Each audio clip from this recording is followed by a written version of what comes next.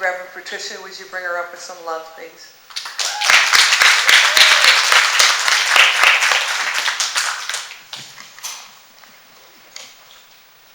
Wow, that was lovely. Thank you.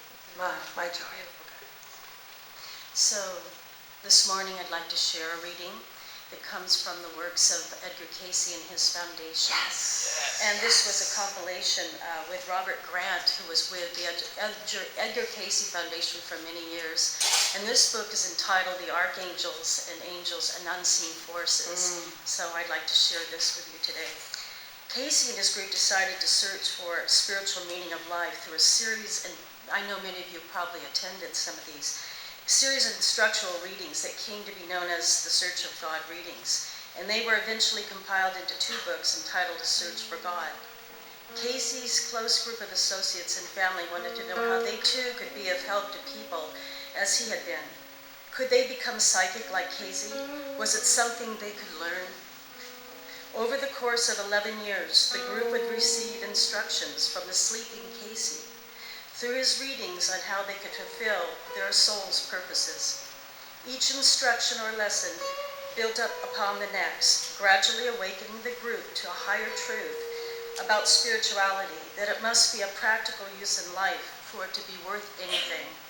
Say that last line again, nice and slow.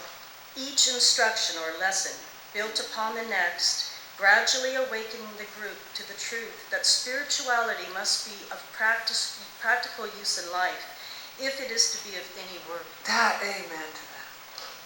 During this time of spiritual unfoldment through the readings on September 4th, 1932, the Archangel Michael came through.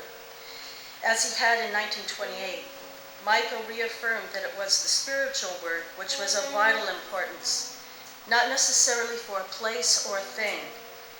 As before, Cayce's monotone voice leaped up to a crescendo.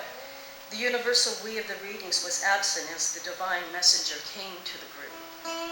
Be still, my children, bow thine heads, that the Lord of thy way may make known unto thee that have been chosen for service in this period when there is a need of that Spirit being made manifest in the earth, that the way may be known to those that seek the light. For the glory of the Father will be made manifest through you, that are faithful unto the calling wherein thou hast been called. Ye that have been named and named, make known in thy daily walks of life, in the little acts of the lessons that have been builded in thine own experience, through those associations of self in meditation and through prayer, that his way may be known among men. For he calls all, whosoever will may come, whoever you are. And he stands at the door of thine own conscience, that ye may be aware that the scepter has not yet departed, nor have his ways been in vain. For today, will ye hearken? The way is open. I call you. I am Archangel Michael. I am Archangel Michael, yes. Beautiful, beautiful. We have a beautiful